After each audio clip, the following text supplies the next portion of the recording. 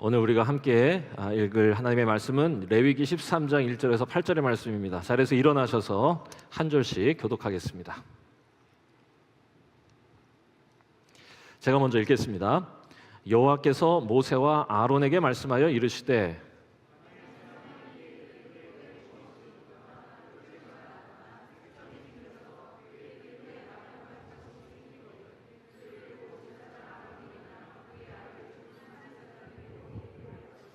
제사장은 그 피부의 병을 진찰할지니 환부의 털이 휘어졌고 환부가 피부보다 우묵하여졌으면 이는 나병의 환부라. 제사장이 그를 진찰하여 그를 부정하다 할 것이요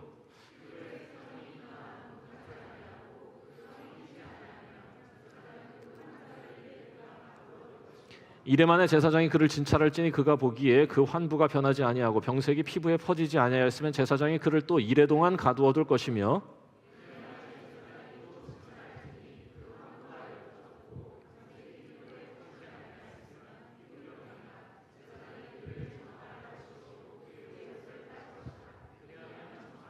그러나 그가 정결한지를 제사장에게 보인 후에 병이 피부에 퍼지면 제사장에게 다시 보일 것이요 제사장은 진찰할지니 그 병이 피부에 퍼졌으면 그를 부정하다 할지니라. 이는 나병임이니라. 이는 살아계신 하나님의 말씀입니다. 아멘. 한국교회 140년 역사 속에서 광범위 피부 질환에 관하여 설교한 것이 몇 번이나 될까에 대해 생각하는 오늘입니다. 네, 오늘 여러분들과 레위기 13장에 나오는 광범위 중증 피부 질환에 대한 말씀을 함께 나누도록 하겠습니다. 저는 이제 레위기 말씀을 읽으면서 우리가 이때처럼 제사할 수 없고 또 이때처럼 또 제사장으로 누군가가 세워지고 하는 것은 아니지만 이 말씀을 주신 하나님의 그 마음을 헤아릴 때마다 우리가 어떻게 하나님을 사랑해야 하는지를 하나하나 배워가는 것 같다라고 느꼈습니다. 지금 벌써 레위기 말씀 7번째, 8번째 시간인 것 같은데요. 사랑은 끊임없이 배워가는 것 아닌가 이런 생각합니다. 처음에는 그냥 손잡아주는 게 사랑이라고 여기다가 이제는 가만히 침묵하는 게 사랑이라는 것도 배우게 되고 뭐 이런 거 아니겠습니까? 레위기 말씀을 통해서 우리가 더 이 말씀을 배워가면서 우리와 함께 하기를 원하시는 하나님의 마음을 깊이 알고 또 그분의 사랑이 마땅히 기꺼이 머무는 우리 교회 되기를 바랍니다. 오늘 말씀에서 하나님이 이제 정결법에 대해서 말씀하시는 겁니다. 그러니까 11장부터 해서 15장까지 정결법, 다시 말하면 예배를 드리는 예배자의 준비가 어떠해야 하는가를 설명하는 거예요. 이유는 단 하나입니다. 우리가 정결해야 거룩한 곳에 나아갈 수 있는 겁니다. 우리가 더러운데 완전하신 하나님 앞에 우리가 가까이 갈 수가 없어. 우리도 정결함을 입어 정결하신 그분 안에 들어가는 것이지 우리는 더러운데 그렇게 할 수가 없잖아. 그래서 하나님께서 우리에게 이렇게 말씀하시는 이유는 우리가 정결하여져서 하나님이 우리와 함께 하시기 원하시는 그 마음을 알아. 우리 함께 하자고 하는 뜻이다. 항상 기억하시기를 바라겠습니다. 자, 오늘 말씀 제가 이거를 중증 피부질환, 광범위 중증 피부질환이라고 번역했는데 오늘 말씀에 나병으로 번역된 단어는 차라아트입니다. 차라아트. 이게 아마 신약과의 연관 때문인지 나병으로 번역된 것 같습니다. 혹은 문둥병으로 번역된 성경들도 있습니다. 그렇지만 이걸 그렇게라고 얘기하기엔 그러니까 우리가 아는 한센병이 있죠. 그것과는 다른 것입니다. 그래서 광범위 피부질환이라고 하는 게 옳겠다 그래서 제목을 그렇게 잡았어요. 그리고 보면 이 차라아트를 진단하는 내용이 쭉 나오는데 차라아트가 몸에 생기는 건선, 옴, 백선, 황선 이런 것도 있고 또 옷에 생기는 곰팡이도 차라아트래. 그러니까 이거는 한센병은 아니지. 심지어 집에 생기는 곰팡이도 차라아트라는 겁니다. 그래서 야 이게 도대체 뭘까 그러다가 그냥 광범위 피부 질환, 표면 질환 뭐 이 정도 하겠습니다. 자세한 규정을 배우는 것은 적절치 않다 생각합니다. 안 가르쳐 드리겠습니다. 결론은 뭐냐? 차라아트를 조심하라는 겁니다. 그래서 차라아트를 진단하는 방법을 자세하게 하고 차라아트에서 회복되는 방법도 자세하게 말씀하고 있는데 이게 무려 13장, 14장 두 장에 걸쳐서 매우 자세하게 이걸 다루고 있어요. 야, 이거 성경대로 이 규정을 다 여러분들한테 말씀드리면 제사장에게 가서 반드시 진단과 처방을 받아야 됩니다. 자, 그런데 오늘날 어디 가야 돼요? 피부과 가시면 됩니다. 네. 혹 여러분들이 저를 제사장이라고 저 제사장 아니에요. 저에게 오시면, 그 상태로 저에게 오시면 험한 꼴 당합니다. 오지마, 나한테 오지마. 조심해야 돼, 우리 다. 단, 우리가 할 수 있는 건 뭐냐? 자세한 규정을 우리가 뭐 해가지고 그거 지키자, 이런 얘기 안 해. 단 우리가 할 수 있는 건 이 차라아트를 매우 진지하게 다루시는 하나님의 마음을 헤아려 보는 게 꼭 필요하다. 그러니까 이렇게 길게 설명하신 거죠. 엄청 중요하게 다뤄요. 그러면 왜 차라아트를 이토록 중요하게 다루고 있는 것인가? 성경을 읽어보면 이 차라아트를요, 죄와 죽음에 연결지어서 인식하고 있는 걸 알게 됩니다. 미리암의 노래에도 몸에 차라아트가 퍼져 죽음에 이르지 않게 하여 주소서. 차라아트와 같은 죽음이 우리를 사로잡지 않게 하여, 이런 게 나와요. 그러니까 차라아트를 죽음과 죄, 그것의 상징적 표현과 언어로 사용하고 있다, 이거야. 왜 하나님은 이 차라아트를 죄와 죽음과 연결 지으셨던 것일까? 가만히 생각해 보니까 죄와 닮은 구석이 많아서 제가 정리해 보았습니다. 차라아트의 일종인 무좀과 죄의 7가지 공통점. 솔직히 오늘 말씀의 제목을 무좀과 죄의 7가지 공통점으로 하려고 그랬어요. 그런데 우리 주보에 무좀이라고 하는 단어가 올라가는 것이 영 어색하고 그건 아니다. 그래서 광범위 치유질환에 관하여 라고 썼던 것입니다. 자, 무좀과 죄의 7가지 공통점. 재미삼아 한 거니까 너무 진지하게 듣지 마세요. 재미삼아. 그런데 꽤 일리가 있겠다 이런 생각했습니다. 첫째, 누구나 걸릴 수 있다. 그렇죠. 여러분, 무좀 남녀 가리지 않습니다. 애어른 가리지 않아요. 예전에 제 아내 친구가 발에 문제가 있어서 병원에 다녀왔어요. 그래서 제가 왜 갔다 온 거야, 그 친구? 그랬더니 저희 아내가 저한테 그래요. 무슨 뭐 발포성 습진이라는 겁니다. 제가 그래서 뭐라고 그랬겠어요? 무좀이네. 그런 걸 무좀이라고 하는 겁니다. 그 무좀이에요, 그거. 여러분, 무좀에 예외 없어요. 여자는 안 걸리고 남자만 걸리냐? 아니에요. 여자도 다 걸려요. 죄도 마찬가지입니다. 예외 없습니다. 무좀 얘기하니까 제 생각도 났는데 저도 안 걸릴 줄 알았습니다. 이게 예외가 없어요. 목사, 장로, 집사, 권사 소용없어. 다 걸립니다. 죄도 마찬가지다. 예외 없습니다. 남녀 가리잖아. 여러분, 죄는 남자가 더 많이 짓습니까? 여자가 많이 짓습니까? 하나님 사랑하지 않는 자가 죄 짓는 것입니다. 남녀를 가리는 게 아니야. 둘째, 매우 감추고 싶다. 여러분, 무좀에 걸린 사람은 알아. 제일 두려운 게 있어요. 세족식입니다. 제가 군대를 다녀와서 어느 교회에 제가 중고등부 수련회를 갔는데 하필 세족식을 해. 세족식을 하면서 장로님이 와가지고 제 발을 닦는 겁니다. 정말 얼마나 죄송한지 몰랐습니다. 여러분, 감기를 부끄러워하는 사람 별로 없죠. 그런데 무좀은 부끄럽습니다.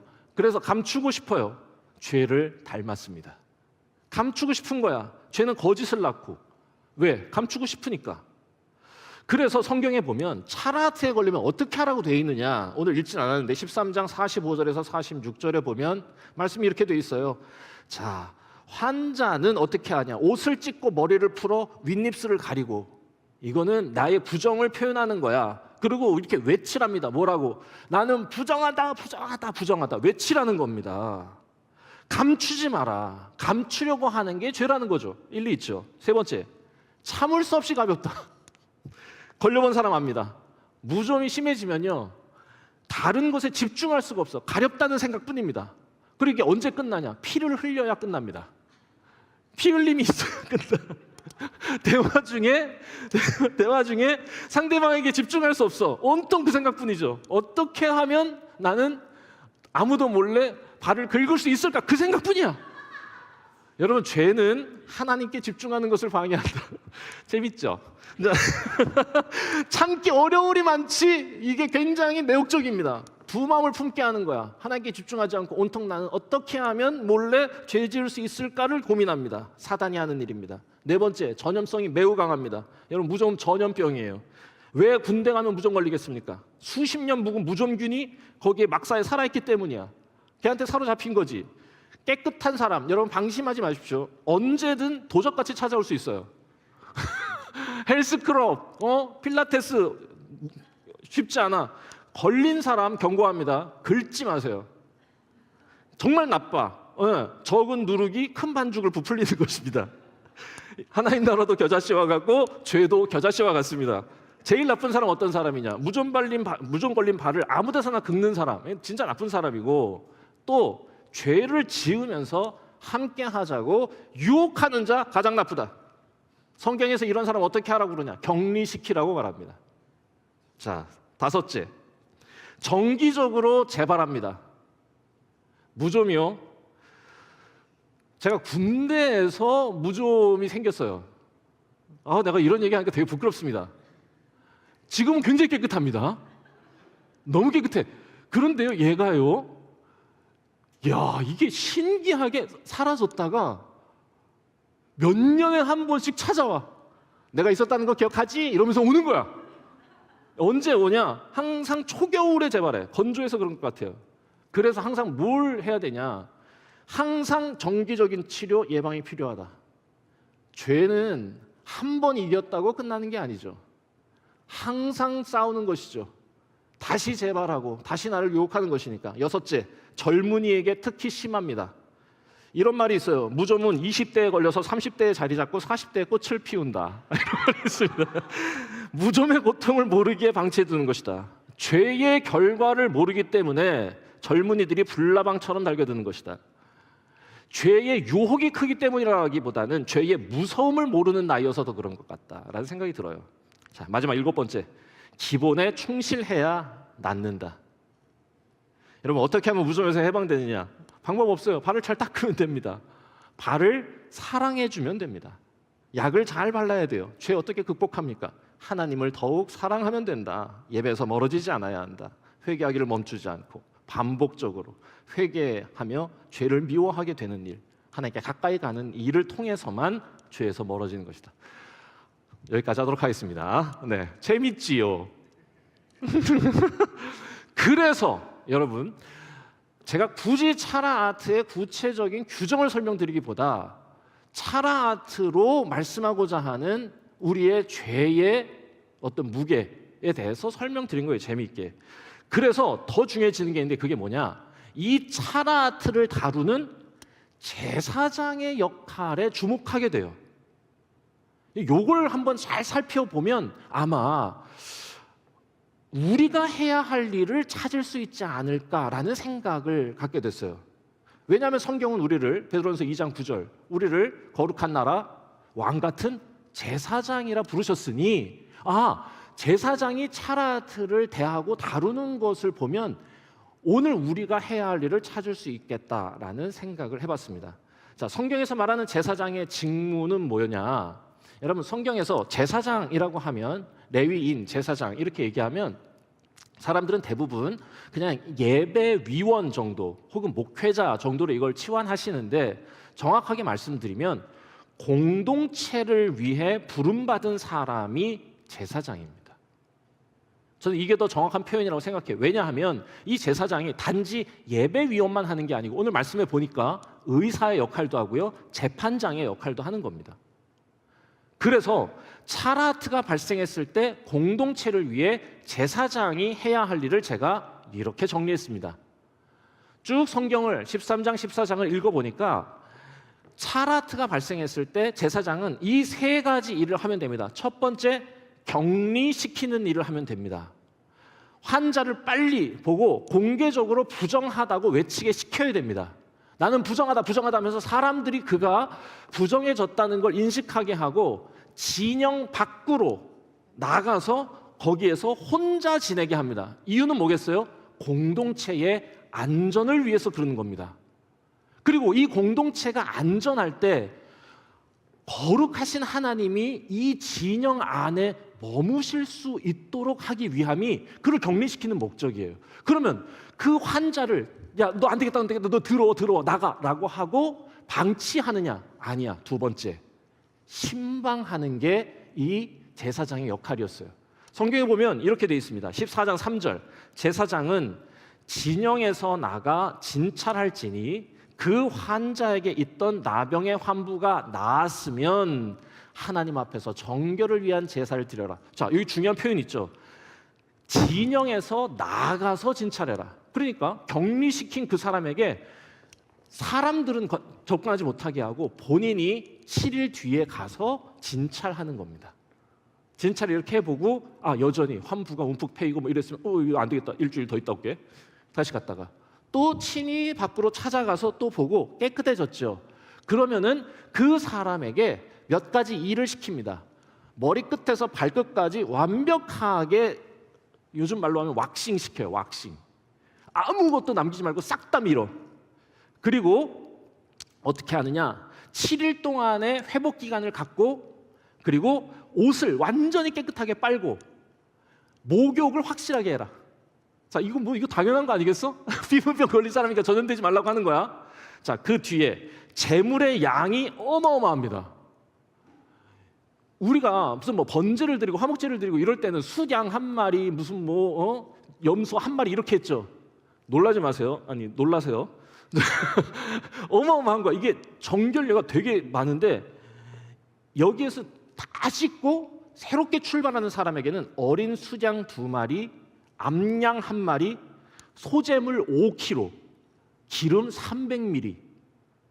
자, 낮은 소리로 하세요. 하시겠습니다. 다시 할게요. 기름 300ml. 어마어마한 거야. 양 2마리, 암양 1마리. 그런데요, 우리 하나님 모든 사람에게 동일하게 하지 않으시고 가난한 사람에게는 조금 깎아주시죠. 가난한 사람도 거의 예외 없어 보여요. 얼마냐? 수장 1마리로 깎아주시고 암양 1마리 대신에 비둘기 2마리.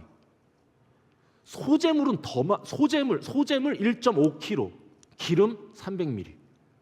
이건 가난한 사람에게 어마어마한 부담이 되는 분량이죠. 이유는 뭐냐?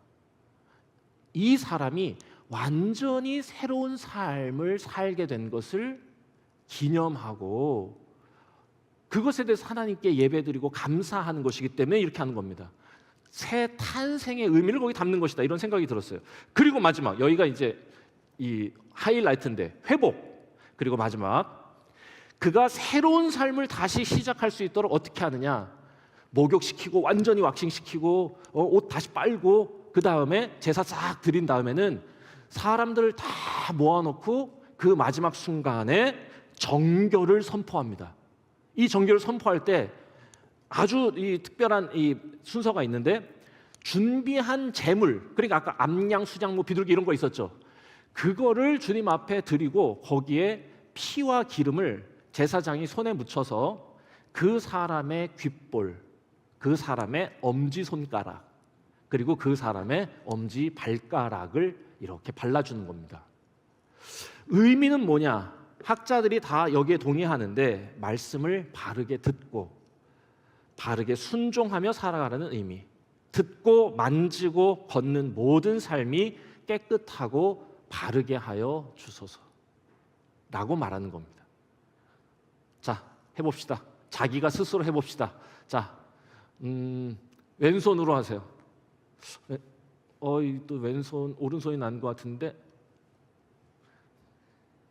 자, 그래, 오른손으로 다 해봅시다. 자, 원래 여러분이 하는 거 아니에요. 여러분이 하는 거 아니고 그냥 손 이거 만진다고 되는 건 아니지만, 여러분들의 마음이 담겨서 여러분이 드리신 제물의 피와 기름이 제사장의 손에 묻힌 걸로 생각해서 귀를 만지시고, 그리고 엄지손가락이니까 이렇게 잡으셔. 엄지 발가락인데 어떡하실래?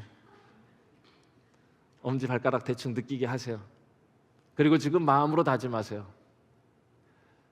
듣고 만지고 걷는 모든 일이 깨끗하고 바르게 해 주소서. 네. 자, 이게 차라 아트를 다루는 제사장의 직무예요. 정리하자면 뭐냐? 공동체의 거룩을 지키고 성도의 회복을 돕는 일이 제사장이 해야 될 일입니다. 이게 오늘 말씀의 메시지야. 제사장은 이 공동체가 깨끗하도록 힘쓰는 일, 그리고 나에게 맡겨주신 나의 가족들이, 우리의 형제들이, 자매들이 바르게 듣고 바르게 만지고 바르게 걸으며 살아갈 수 있기를 돕는 일이다. 그냥 단지 피부병을 다루는 의미가 아니죠. 그의 죄를 다루는 하나님의 마음이 여기 담겨 있다고 할 수 있는 거야. 그렇다면 오늘 우리가 해야 할 일은 뭐냐? 딱 찾아가가지고 너 차라트다 라고 얘기하는 것이냐? 혹은 가서 수장 2마리, 암양 1마리 막 이렇게 해가지고 피 뿌려서 제사를 드리는 거냐? 아니면 다른 사람 가가지고 너에게 내가 새로운 삶을 준다 그러면서 귓볼 만져주는 거냐? 큰일 납니다. 함부로 큰일 나는 거예요. 그렇게 하면 안 돼. 그러면 뭐를 해야 되냐? 제사장의 본질적인 직무, 공동체의 거룩을 지키고 성도의 회복을 돕는 일을 우리가 열심히 하는 겁니다. 우리는 하나님이 부르셔서 거룩한 나라, 하나님의 백성, 왕 같은 제사장이 된 사람들이라면 제사장에게 맡겨주셨던 공동체의 거룩을 지키고 성도 한 사람 한 사람의 회복을 돕는 그 일이 우리의 일이겠다. 그러면 그 일은 어떻게 하는 거냐? 어떻게 하는 게 공동체의 거룩을 지키는 거고 어떻게 하면 성도의 회복을 돕는 것이냐?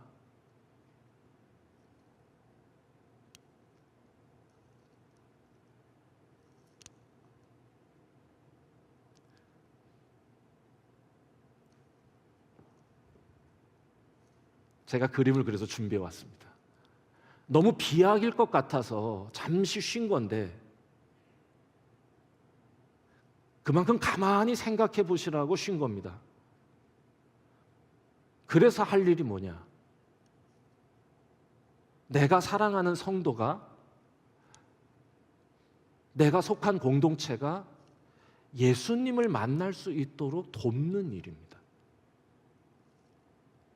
만물을 회복시키시고 우리를 정결케 하시는 예수 그리스도 앞으로 인도하는 일이 공동체의 거룩을 지키고 성도의 회복을 돕는 왕 같은 제사장 된 오늘 우리의 역할이다라고 말씀드리는 거예요. 광범위 피부질환에 대한 이야기를 하시다가 왜 갑자기 예수님까지 넘어갑니까?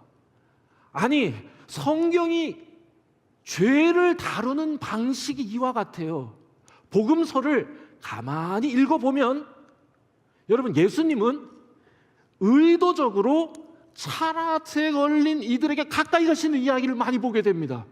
여러분, 예수님의 복음서 이야기를 보세요. 특별히 가장 많이 나온 병이 뭐예요? 나병이에요. 레위기에서 가장 심각하게 다루는 병이 뭐예요? 나병이에요. 그리고 그 나병 환자에게 예수께서 가셔서 어떻게 하시느냐? 직접 그들을 만나 그들을 치유하시고 정결케 하시고 회복시켜 주시는 이야기가 나와. 오늘 우리가 말씀에 보면, 읽은 말씀에 보면 그런 사람들 어떻게 해야 돼요? 격리시켜야 돼요. 그리고 그 사람은 만지면 안 돼. 같이 밥을 먹거나 손을 대면 안 됩니다. 그런데 예수님의 이야기는 우리에게 뭐라고 말씀하시는 거냐? 이 레위기, 오늘 우리가 읽는 레위기 13장을 알면 복음서에 나오는 나병 환자를 만나시는 예수님의 이야기가 더 충격적인 거야. 만나면 안 돼. 그런데 예수님은 어떻게 하시느냐? 오히려 그에게 가까이 가셔. 그리고 놀랍게도요, 그의 손을 잡아주십니다. 대단히 나병 환자, 시몬의 집에 들어가서 함께 식사를 하십니다. 한 지붕 아래 함께 밥만 먹어도 전염될 수 있는 그 환경 속으로 본인을 집어넣으시는 거지. 마태복음 8장 산상설교 후에 찾아온 나병 환자에게 내가 원하노니 네가 깨끗함을 받으라 말만 하셔도 되는데 굳이 만지셔.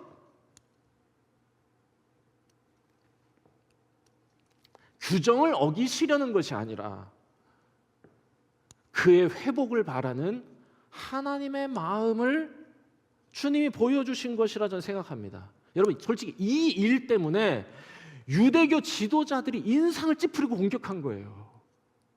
자기네들은 레위기 13장을 지금 지키고 있는데 도대체 쟤는 뭐길래 저렇게 하는가? 예수 그리스도께서 하나님의 아들이심을 몰랐기 때문이에요. 이 사람들은 그들에게 손대지 않는 거룩을 선택한 것이라면 예수님은 오히려 손대는 사랑을 선택한 거야.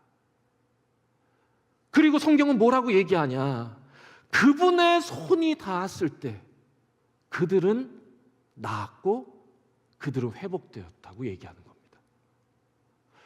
우리의 손이 닿으면 우리도 부정하게 되지만 주님의 손이 닿으면 그는 정결해진다고 우리에게 알려주는 거야. 그러니 우리가 할 일이 뭡니까?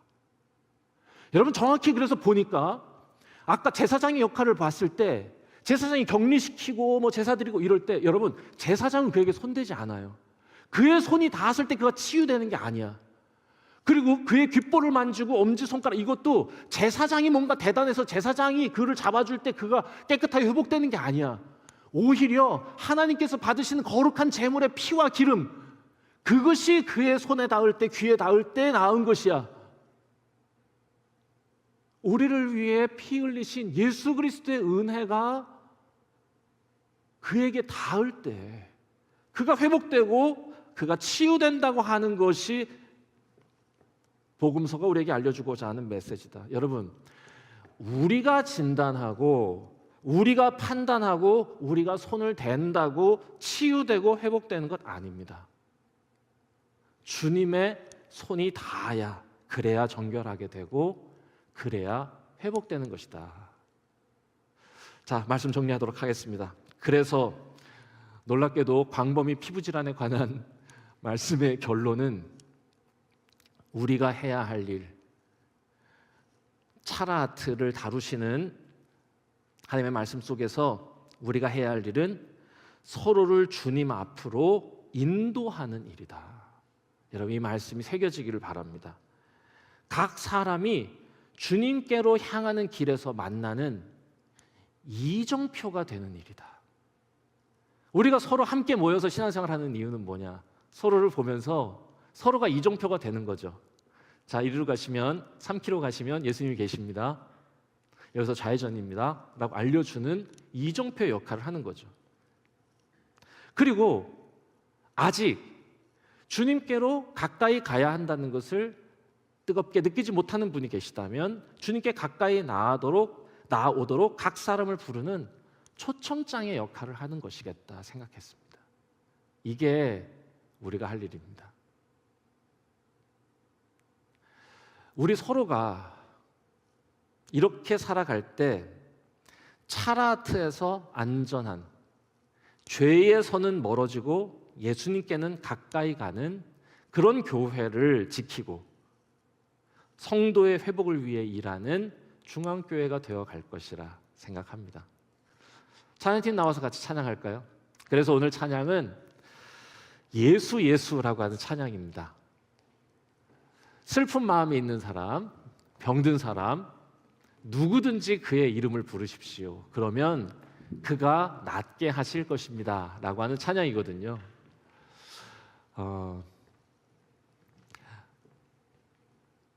주님께로 우리 각 사람을 인도하고 주님을 만나게 하는 도구가 되기를 바라는 우리에게 주님이 바라시는 것은 이것이겠다. 주님 만나면 힘이 납니다. 주님 만나면 치유됩니다. 주님 만나면 정결케 됩니다. 참으로 주님을 만나면 새로운 삶을 살 수 있습니다. 주님 만나면 이겨낼 수 있습니다. 죄의 유혹 앞에서 죄를 지어 오염되지보다 오히려 죄를 이겨 정결케 되는 새로운 삶을 사실 수 있습니다. 그러니 예수 이름 부르십시오. 예수님 앞에 나오십시오라고 하는 찬양이거든요. 그래서 오늘 말씀의 메시지와 통하겠다. 그리고 이 찬양을 부르면서 다짐할 수 있겠다 생각했습니다. 자, 오늘 말씀 생각하면서 함께 찬양하겠습니다.